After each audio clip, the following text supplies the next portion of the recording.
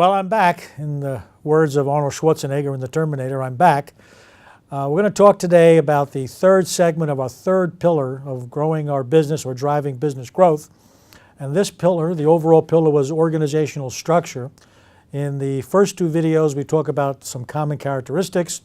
In the second one, we talked about the difference between operational and organizational charts and all the key functions or the common functions within all of our organizations.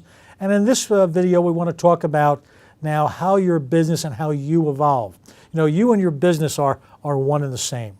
I once had a client tell me, well, I don't want to be seen as my business. And it was a one-person business. She was a physical therapist. And I said, well, guess what? You are your business, like I am my business. You're the visual representation of your business. So when I talk about the evolution of you and your business, you are linked together at the hip, if you will. So we're going to work backwards from the beginning, level 1, which I refer to, and go up to level 4. So let's talk about level 1, as you can see on these points here. Level 1 is a startup business. Maybe it's been in existence for under 3 or 4 years. And in that environment, you as the owner, you're wearing many hats. You're probably doing everything. Okay, you're probably spending maybe 85% of your time in working in the business, from the book, The E-Myth. Let's talk about in the business. You're spending maybe 75, 80% of your time in tactics, if not 100%. I once knew someone when he started a business, he rented space. Remember we talked about in the last video, the 7 functions? He had 7 desks with 7 phones.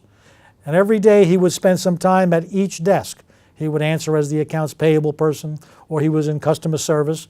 But that was a visual demonstration or proof of how in-depth and how detail-oriented you are when your business is at level 1.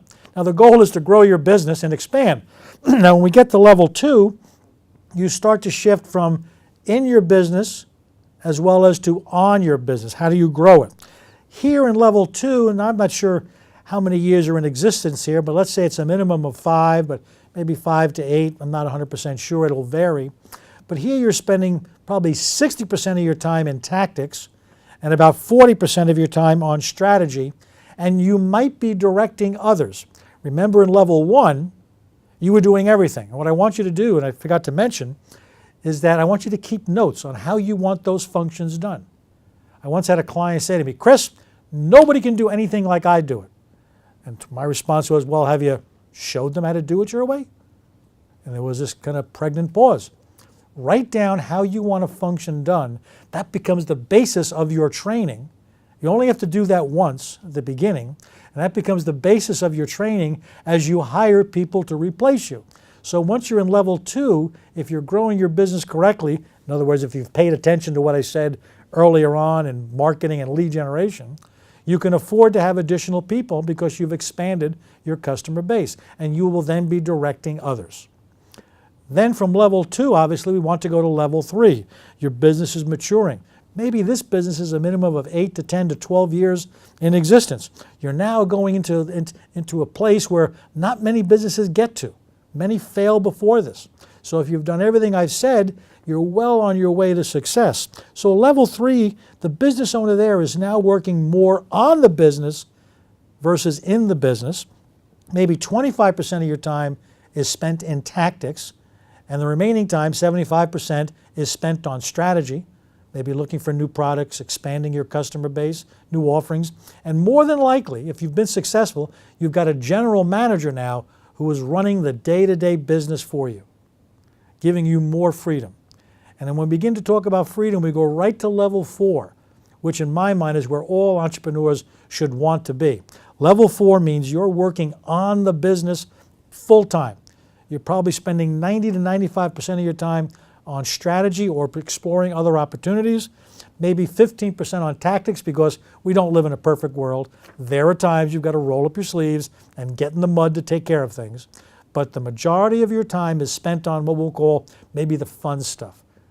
In addition, what you're doing here is you're building now more of your legacy.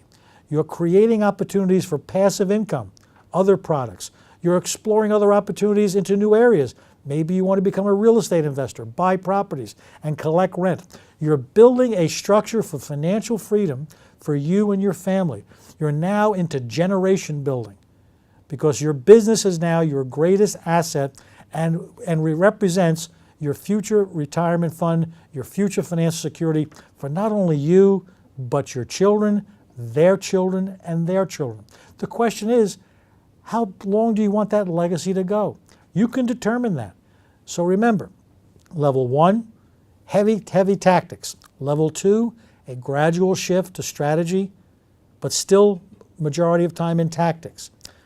But you're directing other people. So you want to make certain that in level 1 you kept really good notes and created training manuals for every function. Level 3, you've now got a general manager working for you handling the day-to-day. And now the pendulum has shifted, you're spending more time in strategy.